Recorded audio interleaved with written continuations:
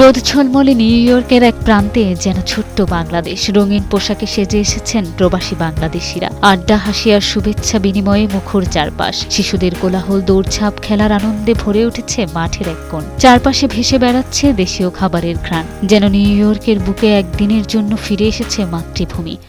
আমরা পিকনিকে আসি, অনেক এনজয় করছি। যাদেরকে ছোটবেলায় দেখছি তাদেরকেও আজকে বড় হিসেবে দেখলাম, অনেক ভালো লাগছে। আমাদের থেকে সবাই অনেক এনজয় করছি।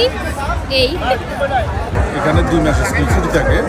এই ছুটিতে আমরা প্রবাসী যারা আছি প্রত্যেকটা ইউনিয়নের পিকনিকের মাধ্যমে একে অপরের সাথে এই পারিবারিক সম্পর্ক, সামাজিক সম্পর্ক তাদের সাথে রয়েছে, সবাই একটা জায়গায় একত্রিত হয়ে একে অপরের সাথে ভাব বিনিময় করলাম, কথাবার্তা বললাম।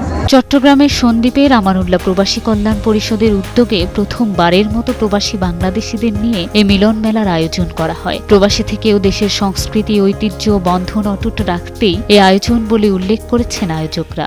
তো আমরা চাইছি একটা পিকনিক অ্যারেঞ্জ করে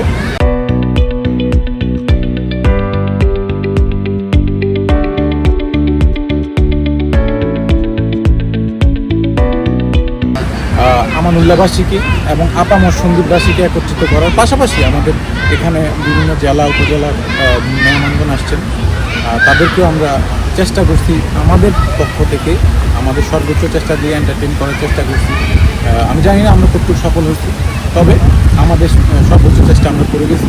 আমরা ভবিষ্যতেও চাই অ্যারেঞ্জমেন্টের জন্য আপনি দেখতেছেন যে আমরা আগত সবাইকে ধন্যবাদ জানিয়ে আগামীতে আরো সফলভাবে এই আয়োজনের আশ্বাস দিয়েছেন আয়োজকরা। আমাদের বনভোজনের মূল উদ্দেশ্য হচ্ছে সামারে ধরেন বাচ্চারা বেরোতে পারে না কোথাও, তারপরে অনেক ফ্যামিলি আছে যারা ব্যস্ততায় কাজকর্ম নিয়ে বাচ্চাদের নিয়ে বেরোতে পারে না, তাই মিলন মেলা আর কি এটা অনেকটা এরকম।